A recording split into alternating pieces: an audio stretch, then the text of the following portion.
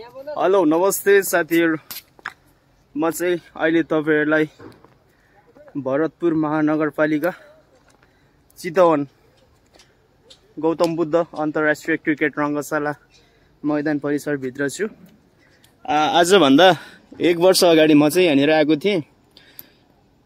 जोस धेरै कन्स्ट्रक्सनको कामहरु अगाडि बढिसकेको छ। सबैलाई अवगतै होला। यो चाहिँ धुर्मु सुन्तली फाउन्डेसनले यसको जगको म्यापिङको कामहरु सुरु गरेर एउटा परियोजना सपनालाई पूरा गर्ने भनेर चाहिँ अगाडि बढिएको थियो। तर बीचैमा बजेटको अभावको कारणले चाहिँ यसलाई निकै वर्ष स्थगित भइसके पश्चात चाहिँ अहिले फेरि यो चाहिँ सुरु भइसकेको छ बन्नलाई। 1 वर्षको समयभित्र 1 वर्ष अगाडि आएको थिएँ, निकै धेरै कामहरु भइसकेको छ। किनकि केही पनि थिएन यहाँनिर। पारिपट्टिको त्यो जुन पिलरहरु थियो त्यो पिलरहरु मात्रै थियो वरिपरि। अहिले चाहिँ जियोस् बस्नको लागि दर्शकहरुको लागि चाहिँ सबै नयाँ कन्स्ट्रक्सनहरु रेडी भइसकेको छ। यतापट्टि बिल्डिङहरु निकै ठुलठुलो भइसकेको छ। पारिपट्टि पनि यतापट्टि पनि देख्न सकिन्छ।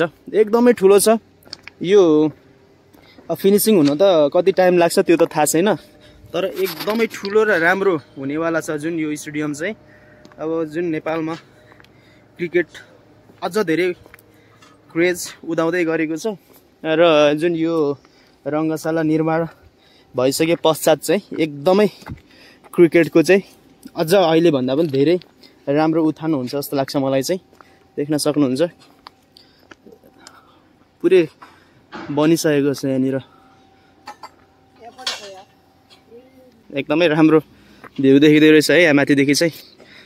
त्यहाँनिर पनि एउटा ग्राउन्ड छ, त्यहाँ चाहिँ भोलि गेम हुन गइरहेको छ। इन्डोर नेपाल क्रिकेट जम्मा 6वटा टिम छ। पारिपट्टि हिमालहरू देख्न सक्नुहुन्छ, डाँडाहरू। यो चाहिँ भर्खर नवनिर्माण हुँदै गरेको छ है। जताततै सबै एकदम द्रुत गतिमा चाहिँ कामहरु भइरहेछ यहाँनिर, तपाईहरुले देख्न सक्नुहुन्छ। 1 वर्षको अन्तरालमा धेरै काम भएको। किनकि 1 वर्ष अगाडि आएको थिएँ म, केही पनि थिएन यहाँनिर चाहिँ। लाथालिङ्ग अवस्था थियो। यो सुरु पनि भएको थिएन बनाउनलाई। धेरै काम अगाडि बढिसकेछ।